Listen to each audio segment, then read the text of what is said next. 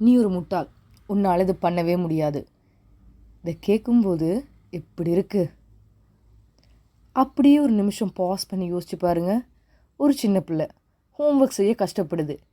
இதே வார்த்தையை அந்த பிள்ளைய பார்த்து சொல்லுவோமா? இல்லை இல்லை. Why is that?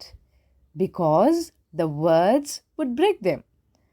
Yet இதே விஷயத்தான் நம்மள நிறைய பேர் தினமும் பண்ணிகிட்டு இருக்கோம்.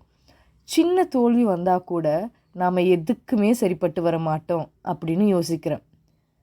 அதுக்கு பதிலாக இப்படி யோசிச்சு பாருங்களேன்.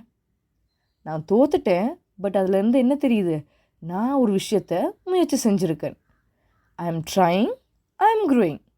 ஃபைன், மிஸ்டேக் விடலாம், பட் நான் லேர்ன் பண்ணுவேன். இப்படி நீங்கள் உங்களை ட்ரீட் பண்ணுறதுனால என்ன நடக்கும் தெரியுமா? You will grow as a person. So next time உங்ககிட்ட பேசும்போது உங்களுக்கு பிடிச்சவங்க கிட்ட எப்படி பேசுவீங்களோ அந்த மாதிரி பேசி பாருங்கள். Then you say the difference.